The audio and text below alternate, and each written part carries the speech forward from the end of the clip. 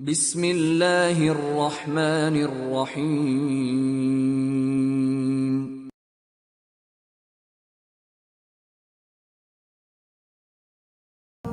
Karena mereka lebih banyak secara umum kaum wanita tidak menggunakan pikiran tapi pakai perasaan. Saya sudah pernah kasih contoh. Kaum laki-laki itu kalau mau beli baju masuk ke toko, terus pesan nih atau lihat cocok baju, dia mau beli besok deh, terus dia datang tokonya bilang udah nggak ada, udah laku. Oh ya udah ganti baju lain, udah nggak ada masalah bagi dia. Tapi kalau ibu-ibu datang pesan baju, datang sudah laku, kira-kira bagaimana? Kenapa dijual? Kenapa begini? Besok ya kapan datang lagi? Ribut. Gara-gara nggak dapat. Karena dia nggak pakai pikirannya. Padahal biar dia ngoceh-ngoceh sudah susah, ini sudah laku. Jadi yang jadi masalah di sini bahasa kiasannya Nabi SAW. Tulang rusuk itu dari tulang rusuk, ya. Dia ada di bagian tubuh kita. Tetapi yang paling bengkok atasnya. Kenapa harus dibahasakan itu? Kenapa bukan tulang rusuknya saja? Karena pemikirannya kata ulama. Jadi lebih banyak terbawa dengan arus perasaan. Dan berbicara masalah poin rasa dan perasaan. Rasa sesuatu yang ada di eksternal tubuh kita. Perasaan itu yang ada di dalam internal tubuh kita. Di dalam agama, Bu, dianjurkan agar semua ini, rasa di luar dan perasaan yang di dalam itu harus tunduk kepada Allah. Rasa suka, rasa sedih, rasa takut, rasa benci, semua ini harus tunduk kepada Allah Subhanahu wa taala. Nggak boleh enggak. Jadi biar kita suka sekali makanan, kalau emang Allah haramkan nggak bisa. Ini kebanyakan ulama gunakan bahasa ini kepada kaum wanita karena perasaannya. Kalau dia suka sesuatu, susah untuk nolak, gitu kan? Karena terus terbawa. Coba ya saya coba aja, nggak apa-apa. Mungkin nanti bisa taubat. Nggak bisa, haram. Udah haram, gitu kan? Nggak bisa lagi dicari. Nggak bisa negosiasi. Ini nggak bisa. Gitu. Dan saya sudah jelaskan juga itu hari dalam mendidik anak wanita, usahakan tidak banyak mengajak musyawarah. Jangan ajak banyak musyawarah. Langsung to the point. Kamu pakai baju ini, ibunya gituin. Kamu sekolah di sini, besok kamu sekolah mulai jam 7 pagi. Jangan ditanya, nak mau sekolah ini atau sekolah ini? Mau sekolah ini atau mau ini? Mau pakai baju warna ini, warna itu? Nggak bisa kalau anak wanita. Nanti dia akan selalu terbawa perasaannya. Kapan dia nikah dengan suami yang tidak seperti orang tuanya, dia akan bentrok tuh.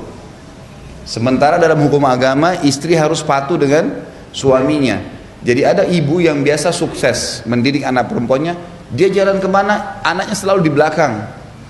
Ibunya pakai baju apa, dia juga pakai baju gitu. Ciplak ibunya udah. Itu luar biasa itu. Anaknya ini menjadi orang yang sangat patuh. Jangan tersinggung. Jangan bayangkan perasaan. Saya bicara hukum. Saya bicara masalah hukum. Hah?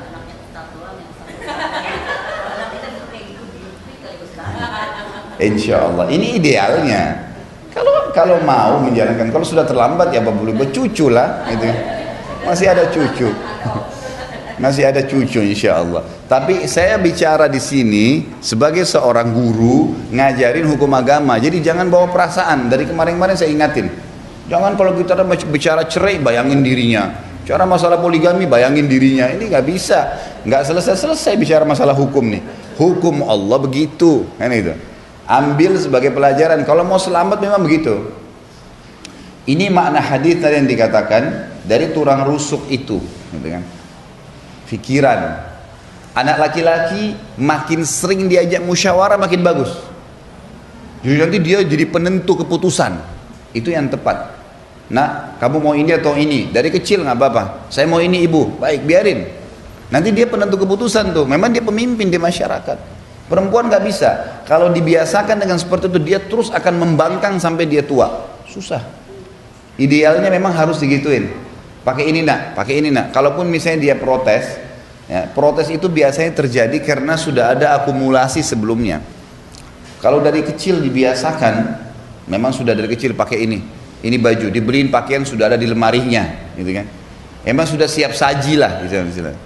Itu jauh lebih tepat. Allahu a'lam, ini yang saya tahu ya.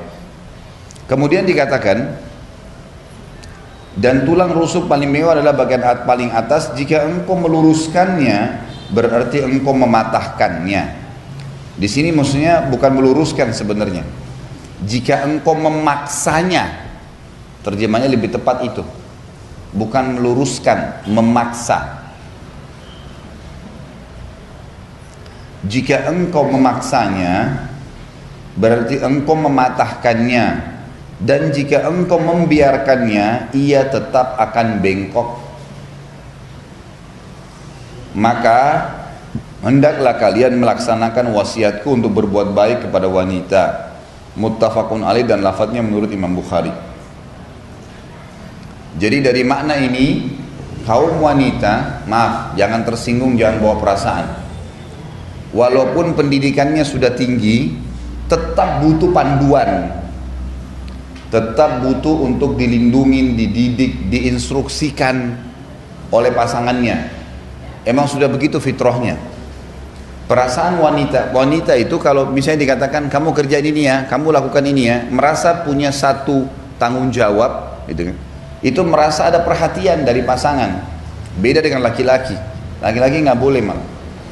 Kalau dia coba ibu sering, menurut saya begini, pasti bentrok. Susah. Memang karakter dia sebagai pemimpin. Mungkin kalau dia ajak bermusyawarah, ibu kalau tidak mau ribut sama suami, kalau dia bilang bagaimana pendapat kamu ini, baru kita katakan ini. Jangan belum diajak musyawarah sudah menurut saya begini. Atau dia beli sesuatu, kenapa kamu beli nggak bilang sama saya? Itu pasti ribut udah. Karena dia punya karakter kelaki-lakian, dan saya sudah bicara panjang lebar yang kemarin. Dia merasa dia penentu keputusan. Udah, kalau tidak ada pelanggaran dalam agama, sudahlah, biarin aja, gitu kan. Nikmatin aja, ada masalah. Yang penting kan hak kita terpenuhi. Ada naungan, ada segalanya gitu ya. Kecuali saya bilang kemarin berantakan, nggak baik memang ya, buruk itu lain. Tapi kalau enggak, maka tidak ada masalah. Kita lihat kehidupan para istri Nabi SAW. Kalau Nabi SAW mengambil sebuah keputusan, maka mereka tidak membantah.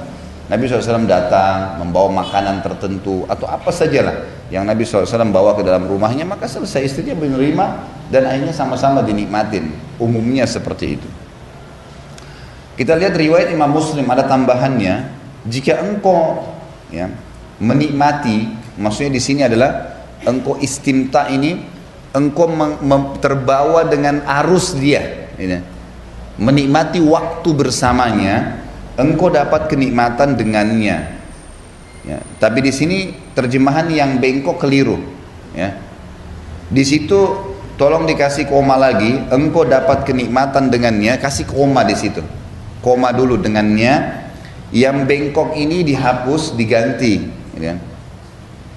Tetapi ia masih ya, memiliki kebengkokan. Maksudnya seperti makna tadi tulang rusuk itu.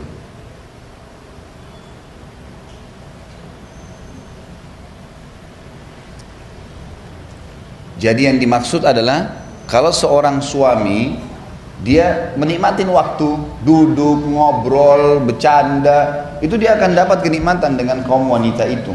Karena wanita memang suka untuk ngobrol, untuk ini, dan dia merasa itu sebuah perhatian. Tetapi Nabi ingatkan, padanya masih ada kebengkokan. Artinya bukan dengan kamu sudah ngobrol, sudah merasakan kenikmatan, lalu kamu lalai. Kamu anggap dia diberikan kewenangan untuk kepemimpinan, udah dia yang atur segalanya, itu nggak bisa. Tetap ada kebengkokan, kata Nabi SAW. Tetap butuh panduan. Kemudian dikatakan, dan jika engkau meluruskannya, berarti engkau mematahkannya. Di sini meluruskan, saya bilang tadi diganti memaksanya ya. Jadi kalau adapun keinginan kaum wanita yang memang suaminya belum inginkan, maka suaminya bisa mengalihkan kepada yang lain. Bukan dengan kasar, gitu kan? Karena dengan perbuatan kasar itu akan menyentuh perasaan, dan biasanya kalau sudah perasaan yang berbicara ini, yang ada dendam. Kan itu, laki-laki itu karena tidak pakai perasaan, mereka tidak dendam. Saya sudah kasih contoh yang lalu. Kalau ibu lagi ribut sama suami di SMS misalnya, panjang lebar, suami itu habis baca, dia jengkel, tapi dihapus sama dia. Dia nggak mau pusing lagi, sudahlah. Dihapus. Tapi kalau ibu enggak, dibaca 7 kali, 8 kali, diulang-ulangi. Ini dia bilang ini nih, oh ini dia bilang ini nih. Kadang-kadang sudah 1 tahun lewat, tahun lalu kamu bilang itu. Suaminya bilang, yang mana? Saya sudah lupa, nggak ada lagi. Tapi dia masih ingat. Ini batu-batu kenapa nih? Jadi seperti itu ya. Di sini Nabi SAW mewasiatkan jangan kasar, nggak boleh kasar. Laki-laki dalam Islam haram hukumnya, nggak boleh kasar. Tapi boleh tegas. Ini boleh, ini nggak boleh. Gitu. Ini saya suka, ini saya nggak suka. Itu tegas namanya. Tapi kasar, mencaci maki, apalagi ini lisan saja nggak boleh. Apalagi kalau sudah sampai main tangan dan segalanya. Ini naudzubillah jauh dari keimanan. Karena memang dalam Islam kita tidak boleh berbuat kasar, tidak boleh, memang dilarang. Allah sama anak, sampai sama musuh pun nggak boleh kasar. Terjemahan yang dikatakan Al-Quran, A'udzubillahi minasyaitonir Muhammadur Rasulullah, Muhammad benar-benar utusan Allah, walladzina ma'ahu, dan yang bersama dengan dia, maksudnya para sahabat, asyidda'u 'alal kuffari ruhama'u bainahum. Asyidda ini sering dikatakan keras terhadap orang-orang kafir. Keliru terjemahannya, tegas terhadap orang kafir. Beda ya, beda. Tegas, maaf ini nggak boleh dalam agama saya. Gitu tegas namanya. Jadi orang tahu, oh ini nggak boleh. Bukan kasar, enggak. Ini keras, ini tidak tepat terjemahan. Keras dengan orang-orang kafir dan berkasih sayang di antara mereka. Coba kalau orang kafir baca ayat ini, apa yang dia bilang? Oh berarti Islam suruh keras nih. Keras mana enggak? Tegas. Tetangga kita non muslim atau dalam kancah peperangan saja kita disuruh memaafkan orang kalau sudah menyerah, gitu kan? Jadi nggak ada. Kalau tegas hasilnya positif, keras hasilnya negatif, pasti. Makanya kata Nabi SAW, tidak ada sesuatu yang dihiasi dengan kelembutan, gitu kan? Dan tegas ini bisa masuk di sebuah keputusan yang memang butuh sesuatu yang tegas, atau dia masuk di lembut. Bisa saja lembut, gitu kan? Mungkin perilaku-perilaku lembut. Mungkin orang lagi duduk suami istri, dia pada saat berbicara pun, saya buatin kopi ya, maaf saya nggak minum kopi. Misal, itu sudah masuk dalam ketegasan, tapi dia masuk dalam kelembutan. Kalau keras nggak bisa masuk di lembut sama sekali, mustahil udah. Pasti akan mengubah tatapan mata, mengubah kata-kata yang diucapin, anggota tubuh akan mengikuti semua kekerasan itu, kemudian hatinya akan rusak, nggak bisa. Makanya tidak boleh keras, tapi harus tegas. Di sini dikatakan, kalau engkau memaksanya, maka engkau akan mematahkannya, dan mematahkannya adalah menceraikannya. Artinya begini, kaum laki-laki harus paham. Udah biasa langganan perempuan sedikit tersentuh perasaannya, ceraikan saya. Udah biasa. Laki-laki harus paham, jangan diiyakan. Nanti besok dibeliin hadiah ketawa lagi, nyesel dia. Kenapa kemarin ucapin itu ya? Padahal kemarin sudah minta pulang, sudah minta begini. Makanya cerai di tangan laki-laki, karena laki-laki pakai akal pikiran, dia nggak mau tiba-tiba dengan hal sedikit sudah saya ceraikan kamu. Laki-laki itu kalau sudah dirongrong, pulangin saya, mungkin yang 70 kali dibilang, ya sudah kamu pulang deh kalau gitu. Tapi sudah sering diucapin. Coba kalau baru satu kali, janganlah, untuk apa pulang, nasihatin, dilurusin. Memang begitu, kenapa kepikiran? Nah, jadi hal-hal mendasar seperti ini harus diketahui. Kata Nabi SAW, kalau engkau memaksanya dengan cara kasar, maka dengan cara tadi dikatakan memaksanya artinya menceraikannya. Sedikit salah ceraikan, langsung ceraikan, gitu kan? Kalau kamu ke rumah orang tua kamu, saya ceraikan kamu. Nah, ini nggak benar. Nabi SAW wasiatkan nggak boleh laki-laki seperti itu. Dan umumnya subhanallah, fitrahnya kalau ibu-ibu bisa review dari awal menikah, biasanya dari awal menikah, kecuali laki-laki ini keluar dari normalnya, memang dia punya sifat-sifat yang tidak baik sebelumnya. Tapi kalau dia masih normal saja di jalur walaupun tidak mengerti agama, fitrahnya itu penyayang, suka pemerhati. Memang sifatnya laki-laki seperti itu. Dia memang penaung. Nanti yang mengubah dia kebanyakan istrinya. Seringkali istrinya memulai ini, memulai itu, memulai yang hal-hal yang akhirnya membuat dia terus jenuh-jenuh, lama-lama puncaknya baru kemudian marah. Saya bilang ini yang normal. Tidak usah bayangkan suaminya ibu. Ini ilmu. Saya sedang bicara masalah ilmu. Idealnya dalam agama seperti itu, dan umumnya di masyarakat seperti itu. Ya. Jadi di sini Nabi SAW dari hadis 1045 menjelaskan tentang pentingnya bergaul dengan cara baik kepada kaum wanita dan tidak buru-buru menceraikannya. Mari kita sama-sama selalu follow dan juga tentu